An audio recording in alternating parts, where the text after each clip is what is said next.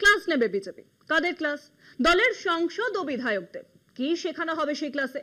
শেখানো হবে কিভাবে ভদ্রলোকের মতো কথা বলতে হবে, আচার আচরণ করতে হবে, এইসব কিছুই।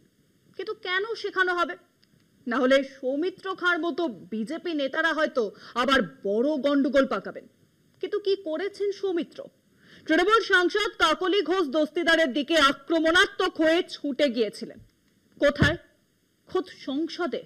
আর তাই নেতাদের ভদ্রতা শেখাতে উঠে পড়ে লেগেছে বিজেপি শিবির। তাড়াতাড়ি করুন, ভোট কিন্তু বেশি দূরে নয়।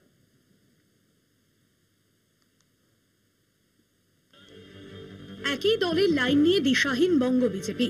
এবার দলীয় সাংসদ সৌমিত্র খাঁকে নিয়ে বিড়ম্বনায় পড়েছে পদ্ম শিবির। সৌমিত্র ইস্যুকে সামনে রেখে দলের সমস্ত সাংসদদের উদ্দেশ্যে নির্দেশিকা জারি করতে চলেছে বাংলার গেরুয়া শিবির। রাজনৈতিক বিশ্লেষকদের মতে বিরোধীরা যেন কোনোভাবেই বলতে না পারে বিজেপি সাংসদদের জন্য সভার কাজ চালানো যাচ্ছে না। তা যাতে আগামী দিনে আর না হয় সেদিকেই নজর বিজেপি নেতৃত্বের।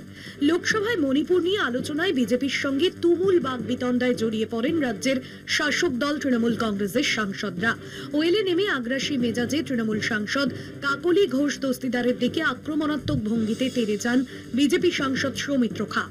এক মহিলা সাংসদের প্রতি অপর এক সংসদ সদস্যের এহেন আচরণের প্রতিবাদে সরব হন তৃণমূলের মহিলা সাংসদরা।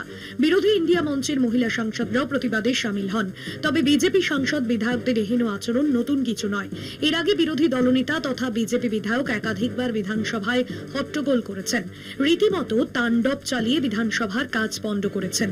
পদ্ম শিবির সূত্রে খবর, সৌমিত্র খাঁ ও শুভেন্দু অধিকারীর মতো নেতাদের এমন আচরণ দল ভালোভাবে নিচ্ছে না। সেই দিকে নজর দিয়ে দলের সাংসদদের পাশাপাশি দলীয় বিধায়কদের বিশেষ পাঠ দেওয়ার ভাবনা রয়েছে বঙ্গ বিজেপির।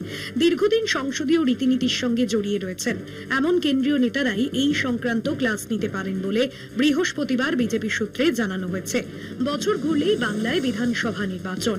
তার আগে সংসদ বিধায়কদের আচরণ ইস্যুতে কিছুটা হলেও কোণঠাসা হয়ে পড়েছে বিজেপি নেতৃত্ব। কারণ তৃণমূল কংগ্রেস বুঝিয়ে দিয়েছে এর শেষ না দেখে তারা ছাড়বে না। লোকসভার রুলবুক সামনে রেখে সৌমিত্র খাঁয়ের বিরুদ্ধে ব্যবস্থা নিতে উদ্যোগ বাড়াচ্ছে রাজ্যের শাসক দল। বিজেপির তরফে প্রকাশ্যে কোনো প্রতিক্রিয়া মেলেনি।